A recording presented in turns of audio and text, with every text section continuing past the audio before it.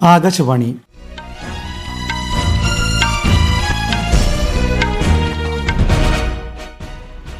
നമസ്കാരം. വാർത്തകൾ വായിക്കുന്നത് അനിൽകുമാർ.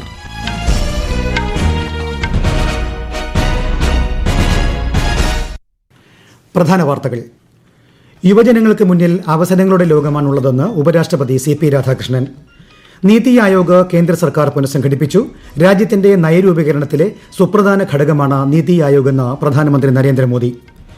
നീതിന്യായ വ്യവസ്ഥയിൽ ജനങ്ങൾക്കുള്ള വിശ്വാസം കാത്തുസൂക്ഷിക്കേണ്ടത് എല്ലാവരുടെയും കൂട്ടായ ഉത്തരവാദിത്തമാണെന്ന് സുപ്രീം കോടതി ചീഫ് ജസ്റ്റിസ് സൂര്യകാന്ത്. ആത്മനിർഭർ അതിവേഗ ബുള്ളറ്റ് ട്രെയിൻ നിർമ്മാണ പ്ലാന്റ് ആദിത്യ ബംഗളൂരുവിൽ പ്രവർത്തനം ആരംഭിച്ചു. കേരളത്തിലെ ഉഷ്ണതരംഗ സാഹചര്യം നേരിടാൻ മുഖ്യമന്ത്രി പിണറായി വിജയന്റെ അധ്യക്ഷതയിൽ ചേർന്ന ഉന്നതതല യോഗം വിപുലമായ പ്രതിരോധ പദ്ധതികൾ ആസൂത്രണം ചെയ്തു. ഇന്ത്യ ദക്ഷിണാഫ്രിക്ക വനിതാ T20 ക്രിക്കറ്റ് പരമ്പരയിലെ 4ാം മത്സരം ഇന്ന് ജോഹന്നസ്ബർഗിൽ. വാർത്തകൾ വിശദമായി. നീതി ആയോഗ് കേന്ദ്ര സർക്കാർ പുനഃസംഘടിപ്പിച്ചു.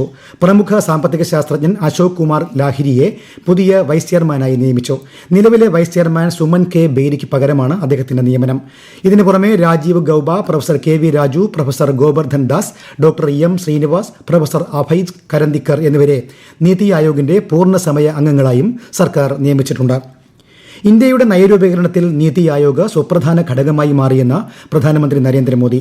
സഹകരണാത്മക ഫെഡറലിസം വളർത്തുന്നതിനും പരിഷ്കാരങ്ങൾ വേഗത്തിലാക്കി ജനജീവിതം സുഗമമാക്കുന്നതിനും നീതി ആയോഗ് വലിയ പങ്കു വഹിക്കുന്നുണ്ടെന്ന് പ്രധാനമന്ത്രി സമൂഹമാധ്യമത്തിൽ കുറിച്ചു.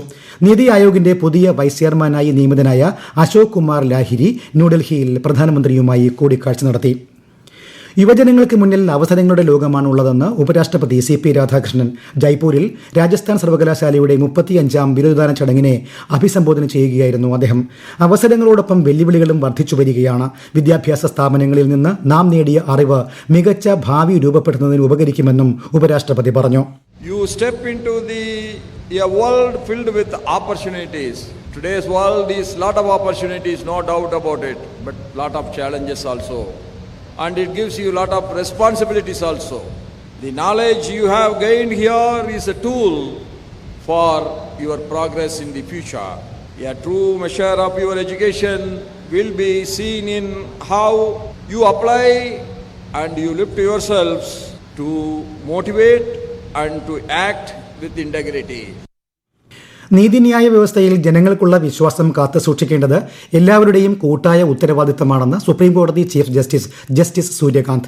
ജയ്പൂരിൽ റിട്ടയർമെന്റിന് ശേഷമുള്ള ബെഞ്ച് എന്ന വിഷയത്തിൽ സംഘടിപ്പിച്ച സെമിനാറിൽ സംസാരിക്കുകയായിരുന്നു അദ്ദേഹം. നിയമ ബോധവൽക്കരണത്തിനും മധ്യസ്ഥതയിലൂടെ കേസുകൾ തീർപ്പാക്കുന്നതിനും വിരമിച്ച ജഡ്ജിമാർക്ക് വലിയ പങ്ക് വഹിക്കാനാകുമെന്ന് അദ്ദേഹം ഓർമ്മിപ്പിച്ചു. വിരമിച്ച ജഡ്ജിമാരുടെ ലേഖന സമാഹാരവും ചടങ്ങിൽ പ്രകാശനം ചെയ്തു. ആത്മനിർഭർ അതിവേഗ ബുള്ളറ്റ് ട്രെയിൻ നിർമ്മാണ പ്ലാന്റ് ആദിത്യ കേന്ദ്ര റെയിൽവേ മന്ത്രി അശ്വിനി വൈഷ്ണവ് ബംഗളൂരുവിൽ ഉദ്ഘാടനം ചെയ്തു. ബുള്ളറ്റ് ട്രെയിനിന്റെ ആദ്യ പ്രോട്ടോടൈപ്പ് അടുത്ത വർഷം പുറത്തിറങ്ങുമെന്നും 2027 അവസാന പകുതിയോടെ നിർമ്മാണം ആരംഭിക്കുമെന്നും അദ്ദേഹം അറിയിച്ചു. ബംഗളൂരുവിനും മുംബൈക്കുമിടയിൽ സൂപ്പർ ഫാസ്റ്റ് ട്രെയിനും വന്ദേഭാരത് സ്ലീപ്പർ ട്രെയിനും ഉടൻ സർവീസ് ആരംഭിക്കുമെന്നും അദ്ദേഹം അറിയിച്ചു. പൊതുജനങ്ങൾക്ക് KYC നടപടിക്രമങ്ങൾ കൂടുതൽ ലളിതമാക്കുന്നതിന് യോജിച്ച് പ്രവർത്തിക്കണമെന്ന് കേന്ദ്ര ധനമന്ത്രി നിർമ്മല സീതാരാമൻ. സെബിയുടെ 38ാം സ്ഥാപക ദിനത്തോടനുബന്ധിച്ച് മുംബൈയിൽ സംഘടിപ്പിച്ച പരിപാടിയെ അഭിസംബോധന ചെയ്യുകയായിരുന്നു അവർ.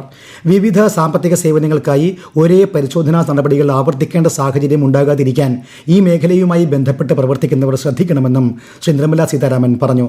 സെബിയുടെ നിക്ഷേപക ബോധവൽക്കരണ സംരംഭമായ ജാഗരൂക് ധനമന്ത്രി ഉദ്ഘാടനം ചെയ്തു. പ്രധാനമന്ത്രി നരേന്ദ്രമോദി ആകാശവാണിയിലൂടെ ജനങ്ങളുമായി ആശയങ്ങൾ പങ്കുവയ്ക്കുന്ന പ്രതിമാസ റേഡിയോ പ്രഭാഷണ പരിപാടി മൻ കി ബാത്ത് നാളെ രാവിലെ 11 മണിക്ക്. പരിപാടിയുടെ 133ാം പതിപ്പാണിത്. ആകാശവാണിയിലും ദൂരദർശനിലും മൻ കി ബാത്ത് തത്സമയം ലഭ്യമാകും. ഈ വാർത്തകൾ ആകാശവാണിയിൽ നിന്ന്. ആകാശവാണി വാർത്തകളും വാർത്താ അധിഷ്ഠിത പരിപാടികളും all India radio news Thiruvananthapuram YouTube ചാനലിലും @all India radio news Thiruvananthapuram Facebook പേജിലും AIR ന്യൂസ് _തിരുവനന്തപുരം ഇൻസ്റ്റഗ്രാം അക്കൌണ്ടിലും @AIR ന്യൂസ് _TVM X ഹാൻഡിലും ലഭ്യമാണ്. ഇന്ത്യ ദക്ഷിണാഫ്രിക്ക വനിതാ T20 ക്രിക്കറ്റ് പരമ്പരയിലെ 4ാം മത്സരം ഇന്ന് ജോഹന്നസ്ബർഗിൽ നടക്കും. ഇന്ത്യൻ സമയം രാത്രി 9:30 മത്സരം. ആദ്യ 3 മത്സരങ്ങളും വിജയിച്ച ദക്ഷിണാഫ്രിക്ക ഇതിനോടകം പരമ്പര സ്വന്തമാക്കിയിട്ടുണ്ട്. IPL ക്രിക്കറ്റിൽ ഇന്നത്തെ ആദ്യ മത്സരത്തിൽ ഡൽഹി ക്യാപിറ്റൽസിനെതിരെ പഞ്ചാബ് കിങ്സിന് 265 റൺസ് വിജയലക്ഷ്യം. മറുപടി ബാറ്റിംഗിനിറങ്ങിയ പഞ്ചാബ് 15.3 ഓവറിൽ 4 വിക്കറ്റ് നഷ്ടത്തിൽ 213 റൺ എടുത്തിട്ടുണ്ട്. രണ്ടാമത്തെ മത്സരത്തിൽ രാജസ്ഥാൻ റോയൽസ് സൺറൈസേഴ്സ് ഹൈദരാബാദ് പോരാട്ടം. കേരളത്തിലെ ഉഷ്ണതരംഗ സാഹചര്യം നേരിടാൻ മുഖ്യമന്ത്രി പിണറായി വിജയന്റെ അധ്യക്ഷതയിൽ ചേർന്ന ഉന്നതതല യോഗം വിപുലമായ പ്രതിരോധ പദ്ധതികൾ ആസൂത്രണം ചെയ്തു. വിശദാംശങ്ങളിലേക്ക്. പൊതുസ്ഥലങ്ങളിൽ കുടിവെള്ളം, ORS, തണൽ പന്തലുകൾ എന്നിവ ഉറപ്പാക്കും. ഉഷ്ണതരംഗ മുന്നറിയിപ്പുള്ളപ്പോൾ പൊതുപരിപാടികൾക്കും കായിക മത്സരങ്ങൾക്കും കർശന നിയന്ത്രണം ഏർപ്പെടുത്തും. തടസ്സമില്ലാതെ വൈദ്യുതി, കുടിവെള്ള വിതരണം ഉറപ്പാക്കാൻ KSEBയ്ക്കും വാട്ടർ അതോറിറ്റിക്കും നിർദ്ദേശം നൽകി. ആരോഗ്യമേഖലയിൽ പ്രത്യേക ഹീറ്റ് ക്ലിനിക്കുകൾ ആരംഭിക്കാനും പാമ്പുകടിക്കെതിരെയുള്ള ആന്റിവെനം ലഭ്യതയും അമീബിക് മസ്തിഷ്ക ജ്വരത്തിനെതിരായ ജാഗ്രതയും ഉറപ്പാക്കാനും തീരുമാനിച്ചു. ദീർഘകാലാടിസ്ഥാനത്തിൽ എല്ലാ തദ്ദേശ സ്ഥാപനങ്ങളിലും പ്രാദേശിക ഹീറ്റ് ആക്ഷൻ പ്ലാനുകളും കാലാവസ്ഥാ നിരീക്ഷണ സംവിധാനങ്ങളും നടപ്പിലാക്കും. അംഗൻവാടികളെയും സ്കൂളുകളെയും താപപ്രതിരോധ ശേഷിയുള്ള കെട്ടിടങ്ങളാക്കി മാറ്റും. അടിയന്തര നടപടികൾക്ക് ചീഫ് സെക്രട്ടറിയെ ചുമതലപ്പെടുത്താനും യോഗം തീരുമാനിച്ചു. News desk, Akashvani. കേരളത്തിൽ 2027 സെൻസസ് 2 ഘട്ടങ്ങളിലായി പൂർണ്ണമായും ഡിജിറ്റൽ രീതിയിൽ നടത്തും. ആദ്യഘട്ടത്തിൽ ജൂലൈ 1 മുതൽ 30 വരെ ഹൌസ് ലിസ്റ്റിംഗും ഹൌസിംഗ് സെൻസസും നടക്കും. ഇതിനു മുന്നോടിയായി ജൂൺ 16 മുതൽ 15 ദിവസത്തേക്ക് സെൽഫ് എന്യൂമറേഷൻ ആരംഭിക്കും. രണ്ടാം ഘട്ടമായ ജനസംഖ്യാ കണക്കെടുപ്പ് 2027 ഫെബ്രുവരിയിൽ നടക്കും. ഡിജിറ്റൽ സെൻസസിന്റെ ഭാഗമായി എന്യൂമറേറ്റർ മൊബൈൽ ആപ്പിലൂടെ വിവരശേഖരണം നടത്തും. ചരിത്രപ്രസിദ്ധമായ തൃശൂർ പൂരം നാളെ. മുണ്ടത്തിക്കോട് അപകടത്തിന്റെ പശ്ചാത്തലത്തിൽ വെടിക്കെട്ട് പൂർണ്ണമായും ഒഴിവാക്കിയും കുടമാറ്റത്തിന് സമയം വെട്ടിക്കുറച്ചുമാണ് ഇത്തവണത്തെ തൃശൂർ പൂരം അരങ്ങേറുന്നത്. നാളെ രാവിലെ 7:30 മുതൽ ഘടകപൂരങ്ങളുടെ വരവ് തുടങ്ങും. തുടർന്ന് മഠത്തിൽ വരവും ഇലഞ്ഞിത്തറ മേളവും പൂരനഗരിയിൽ നാദവിസ്മയം തീർക്കും. വെടിക്കെട്ടുകളുടെ സമയത്ത് ആചാരപരമായി ഇത്തവണ കതിന പൊട്ടിക്കും. ഘടകപൂരങ്ങളും ആചാരാനുഷ്ഠാനങ്ങൾ ഒഴിവാക്കാതെ നാളെ പൂരത്തിന്റെ ഭാഗമാകും. എറണാകുളം നഗരത്തിലെ പുല്ലേപ്പടിയിൽ വൻ തീപിടുത്തം. ആക്രി സാധനങ്ങൾ കൂട്ടിയിട്ടിരുന്നിടത്താണ് തീപിടുത്തമുണ്ടായത്. വൈകിട്ട് 6 മണിയോടെ പുല്ലേപ്പടി പാലത്തിന് താഴെയാണ് സംഭവം. തൊട്ടടുത്ത് പ്രവർത്തിക്കുന്ന ജെൻസ് ഹോസ്റ്റലിലേക്കും തീ പടർന്നു. ആളപായമില്ല. അഗ്നിശമന സേനയുടെ വിവിധ യൂണിറ്റുകളെത്തി തീ അണയ്ക്കാനുള്ള ശ്രമങ്ങൾ തുടരുകയാണ്. പശ്ചിമ ബംഗാളിൽ ഈ മാസം 29 നടക്കുന്ന 2ാം ഘട്ട വോട്ടെടുപ്പിന് മുന്നോടിയായി പ്രചാരണം ഊർജിതം.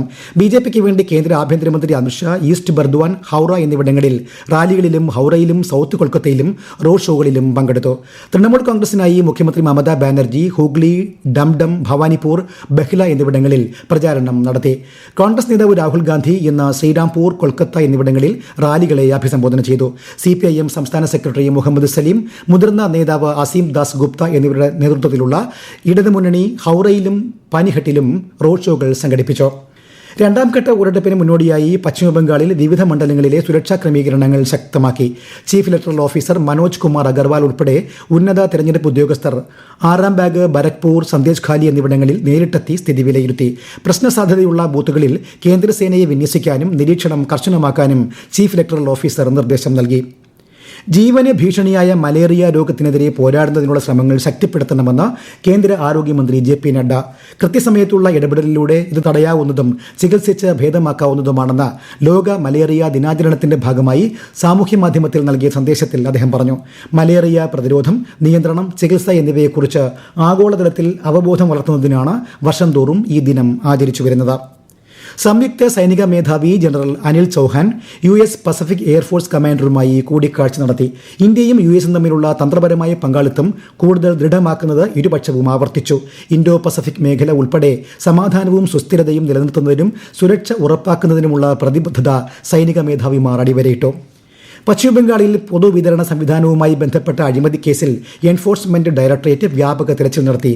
കൊൽക്കത്ത, ബർദ്വാൻ, ഹബ്ര എന്നിവിടങ്ങളിലായി 9 ഇടങ്ങളിലാണ് റെയ്ഡ് നടന്നത്. പ്രധാന വാർത്തകൾ വീണ്ടും. യുവജനങ്ങൾക്ക് മുന്നിൽ അവസരങ്ങളുടെ ലോകമാണുള്ളതെന്ന് ഉപരാഷ്ട്രപതി CP രാധാകൃഷ്ണൻ. നീതി ആയോഗ് കേന്ദ്ര സർക്കാർ പുനഃസംഘടിപ്പിച്ചു. രാജ്യത്തിന്റെ നയരൂപീകരണത്തിലെ സുപ്രധാന ഘടകമാണ് നീതി ആയോഗ് എന്ന് പ്രധാനമന്ത്രി നരേന്ദ്രമോദി. നീതിന്യായ വ്യവസ്ഥയിൽ ജനങ്ങൾക്കുള്ള വിശ്വാസം കാത്തുസൂക്ഷിക്കേണ്ടത് എല്ലാവരുടെയും കൂട്ടായ ഉത്തരവാദിത്തമാണെന്ന് സുപ്രീം കോടതി ചീഫ് ജസ്റ്റിസ് സൂര്യകാന്ത്. ആത്മനിർഭർ അതിവേഗ ബുള്ളറ്റ് ട്രെയിൻ നിർമ്മാണ പ്ലാന്റ് ആദിത്യ ബംഗളൂരുവിൽ പ്രവർത്തനം ആരംഭിച്ചു. കേരളത്തിലെ ഉഷ്ണതരംഗ സാഹചര്യം നേരിടാൻ മുഖ്യമന്ത്രി പിണറായി വിജയന്റെ അധ്യക്ഷതയിൽ ചേർന്ന ഉന്നതതല യോഗം വിപുലമായ പ്രതിരോധ പദ്ധതികൾ ആസൂത്രണം ചെയ്തു. ഇന്ത്യ ദക്ഷിണാഫ്രിക്ക വനിതാ T20 ക്രിക്കറ്റ് പരമ്പരയിലെ 4ാം മത്സരം ഇന്ന് ജോഹന്നസ്ബർഗിൽ. വാർത്തകൾ കഴിഞ്ഞു. അടുത്ത വാർത്താ പ്രക്ഷേപണം 8:35.